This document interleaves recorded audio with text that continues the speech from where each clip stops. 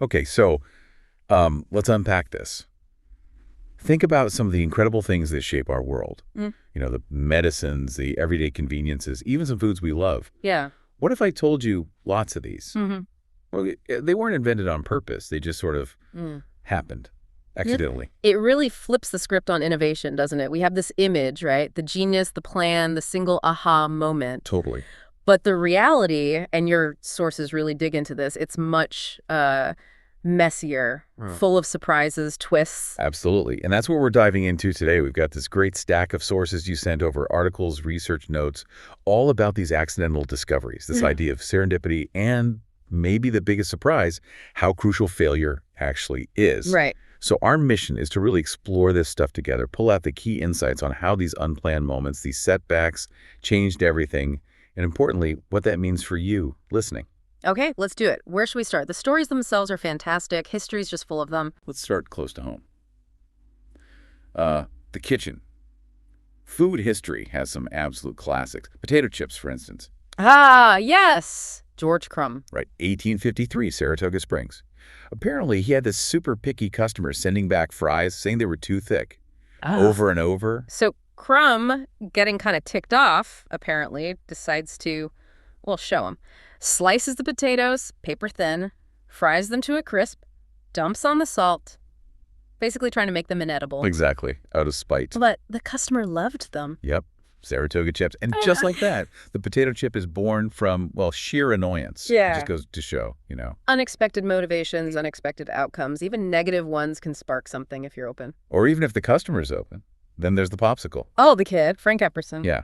Leaves his, fruit drink outside with the stirring stick still in it. Freezing night. And it freezes solid, finds it the next morning. But the kicker is he sort of rediscovers it years later, right? Like 18 years later. Yeah, something like that. Yeah. Patents it. Called them Epsicles first. Until his kids, thankfully, came up with Popsicles. Much better name. Much better. And, okay, chocolate chip cookies. Yeah. Ruth Graves Wakefield, Toll House Inn, late 30s, making chocolate cookies, runs out of baker's chocolate. She grabs a Nestle semi-sweet bar, chops it up, throws it in the dough, figured it would just melt, blend in like the other stuff. It didn't. The chunks just softened, they stayed whole, created these amazing pockets of chocolate. And the guests went crazy for them. Now, the sources do bring up that point, was it really an accident? I mean, she was an experienced baker. Did she maybe know or suspect the semi-sweet wouldn't melt the same way? That's a good question. It kind of blurs the line, doesn't it? Between pure chance and informed experimentation leading to something unexpected. How accidental is accidental when you kind of know your stuff? Exactly. It makes you think, okay, moving out of the kitchen, everyday stuff matches. Think about starting a fire before 1826. John Walker. Oh, man, yeah. Must have been a pain. His discovery, just scraping some chemicals off a stick, boom, changes everything. So fundamental. And tea bags. 1908. Thomas Sullivan, this tea merchant, sends samples in little silk bags, cheaper than tins, right? Right, trying to save money. But customers didn't get it. They just dunked the whole bag in hot water. Huh. Instead of opening it. Yeah. And Sullivan saw this, saw how they were using it unexpectedly, and thought, maybe there's something here. Led to the paper tea bag. He reacted to the accident. That's brilliant. Okay, Velcro, George de Mistral, engineer, takes his dog for a walk. Comes back covered in burrs. We've all been there. But instead of just yanking them off annoyed, he gets curious, puts them under a microscope. And sees the hooks, the tiny little hooks grabbing onto the loops in the dog's fur, sees nature's design. And then spends, 8 years trying to replicate it? 8 years, comes up with Velcro, velvet, crochet. It wasn't an instant hit in fashion, though. No, but NASA liked it for spacesuits, zero gravity, and all that. And Puma put it on sneakers. So the accidental inspiration needed persistence, and it needed to find the right application. Maybe not the first one you'd think of. Okay, let's shift gears. Science, medicine. Huge impacts here. X-rays. 1895, Wilhelm Röntgen. Physics professor messing with cathode ray tubes. Notices this screen nearby, coated with something. Barium platinocyanide. Right. Starts glowing when the tube is on, even through cardboard. Totally unexpected.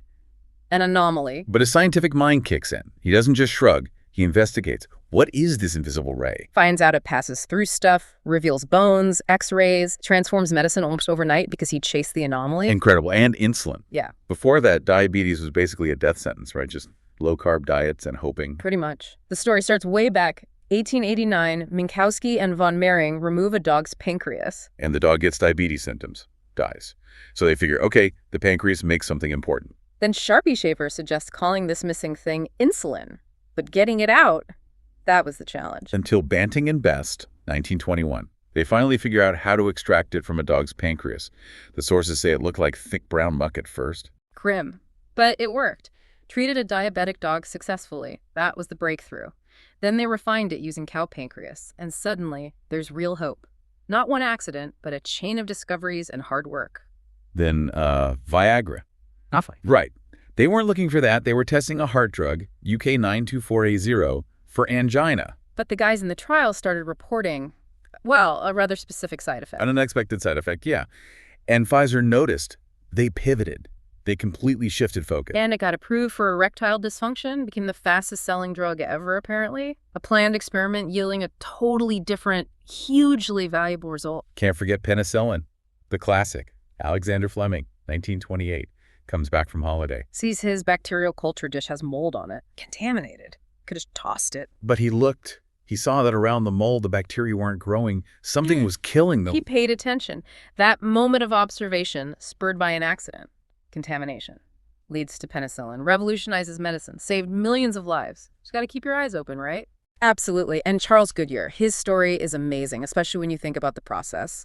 Natural rubber, it's useless mostly. Sticky when hot, brittle when cold. And he was obsessed with fixing it. Tried everything. Mixing it with stuff, boiling it, nitric acid. Constant failures. Sources mention mailbags he made just falling apart because his treatment only worked on the surface, products melting. And he kept going, even when he was broke.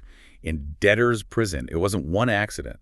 It was failure after failure after failure. Persistence is the key word there. Totally. Okay, couple more quick ones from history, culture. Dead Sea Scrolls, 1947. Oh yeah, the shepherds. Yeah. Looking for a lost goat near the Dead Sea. One throws a stone into a cave, hears pottery smash, goes in, finds these ancient scrolls in clay jars. Yeah. Pure chance discovery of incredible historical value. And gunpowder, 10th century China. Alchemists trying to make an elixir of immortality. Looking for eternal life. And they accidentally mix saltpeter, charcoal, sulfur, create something that bursts into flames. Whoops. Found an explosive instead. Used for fireworks first, then obviously warfare. And even the Rolling Stones. Mick and Keith meeting by chance at a train station in '61. Right. Just a random encounter sparks this massive creative force. It's not always science, is it? Not at all. So, okay, we have this amazing list. Things found not by aiming straight for them. But like you said, the sources stress it's not just pure dumb luck. There's this concept, serendipity. Serendipity, love that word. It's not just luck, it's informed luck, kind of. The sources define it as these unexpected but beneficial outcomes from chance observations or experiments. The word itself apparently came from a fairy tale about princes who were always making discoveries through accidents and sagacity. Sagacity, there it is. Yeah. That's the key difference. So these happy accidents, they need more than just chance, right? The sources break it down. Exactly. First, yeah, you need the chance, the opportunity, the mold on the dish, the burr on the dog, the glowing screen, the trigger. But then you need, number two, sagacity, preparedness. You need the background knowledge, the expertise to even recognize that the unexpected thing is important. Pastor's famous quote, right? Chance favors the prepared mind. Precisely. And third, curiosity, openness. You have to be willing to accept results you weren't looking for. If Röntgen had just ignored the glow, or Fleming had chucked the dish, game over. No x-rays, no penicillin. And fourth, you need the desire, the ability to actually follow up, to investigate that weird result. Noticing isn't enough. You got to do something. So yeah, the initial spark might be accidental, but turning it into something real takes work. Yeah. Röntgen was experimenting, saw something weird, got curious, investigated. De Mestral saw the burr, was curious, studied it, then spent years on it. They had the knowledge, the curiosity, the drive. They converted randomness into something amazing. Which brings us neatly to the next big theme in the sources, something totally wrapped up in all this. Yeah. Failure. Yes. Failure, the F word of innovation sometimes. Right. We see it as the opposite of success. But these sources argue, pretty convincingly, that failure isn't just like a possible detour. It's often essential. It's part of the path. Yeah, I mean, think about science. It's all about testing ideas. And most tests, while they show you you're wrong, that's how you learn. What doesn't work tells you a lot. Charles Goodyear again. Yeah. Perfect example. We talked about it as persistent, but really, it was persistence through failure. Years of trial and error, stuff melting, falling apart. Financial ruin, jail. He just kept trying things. Vulcanized rubber wasn't one lucky shot. It was clawing his way through countless failed experiments until he hit the right combo. Resilience doesn't even begin to cover it. And the Post-it note, another brilliant failure story. Spencer Silver at 3M, trying to make a super strong glue. Fails, big time. Ends up with the opposite. This really weak adhesive sticks, but comes off easily, leaves no residue. Useless, right? That's what they thought for years, a failed project. Until Art Fry, another 3M guy, is singing in his church choir and his bookmark keeps falling out of the hymnal. Yeah, and he thinks, wait a minute, Spencer's useless wheat glue. Maybe that's exactly what I need, something that sticks lightly but won't wreck the page. And boom, the Post-it note. Born from a failure, repurposed. It wasn't the goal, but someone saw potential in the mistake. It really highlights that failure isn't always a dead end. It can be a stepping stone or the start of something totally different if you look at it right. Which gets us to ideas like fail forward, which the sources mentioned. It's not just, oh, well, that failed. It's, okay, what did we learn? Using missteps to get better. Right, like doing structured reviews after projects win or lose.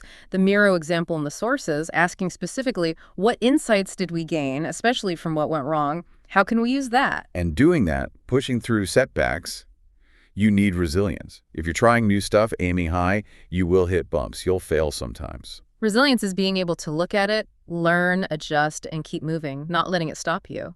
And yeah, the sources admit failure can sting, it can be embarrassing, but reframing it as just part of learning, that's crucial. And a huge piece of making that possible is psychological safety. Creating that feeling, that environment where it's okay to throw out ideas, ask questions, even make mistakes without getting slammed for it. Definitely. When people feel safe, they take more risks. They explore weird ideas, they share unexpected results. That's fertile ground for serendipity and for learning from failures. It fuels innovation. Even in hard science, the sources note, progress often comes when you actively try to disprove your own idea. Yeah, design experiments where your hypothesis might actually fail. Because even if it does, you learn something vital. Failure in that context isn't error, it's data. So, okay, we've covered accidental discoveries, serendipity, failure. Bringing it all together, what's the takeaway for you listening to this? Why does all this matter? Because knowing that progress isn't neat, that breakthroughs often come sideways after hitting walls. It can change how you approach everything, your work, learning new things, tackling problems. It means being more open, right? Open to weird information, unexpected results, stuff that doesn't fit your plan, like that super encounterer idea in the sources. Yeah, someone who deliberately seeks out new information, new encounters, seeing potential value everywhere, not just noise, cultivating your own chances for serendipity. And reframing failure, seeing it not as the end, but as feedback, as data. It's not the opposite of success. It's often on the path to success, or maybe a different, unexpected success. Recognizing that persistence, like Goodyear, is often what it makes. Real breakthroughs are rarely easy or quick. And nurturing your own curiosity. When something seems off or unexpected, investigate it. Don't just ignore the anomalies like Roentgen or Fleming could have. Explore them. And think about your environment. Can you help foster that psychological safety? Where you and others feel okay sharing half-baked ideas, admitting mistakes, learning together? That's where the magic can happen. Even big scientific shifts, paradigm shifts, often start with noticing anomalies, things that just don't fit. So paying attention to the unexpected, that's relevant everywhere. So wrapping up this deep dive, we've seen how our world is full of things born from accidents, from surprises. But these accidents needed prepared minds, curiosity, that sagacity, to become something more. And failure. It's not just possible on the road to innovation, it's often a required ingredient. It takes resilience, learning, adapting. It's about embracing that messy, unpredictable reality of how things actually get discovered and made better. Which leaves us with a final question for you, based on all this. How can you actively cultivate that prepared mind, that openness to the unexpected in your own world? And how can you start to embrace failure, not as a stopping point, but as fuel, as data, to boost your own chances of making valuable discoveries, big or small?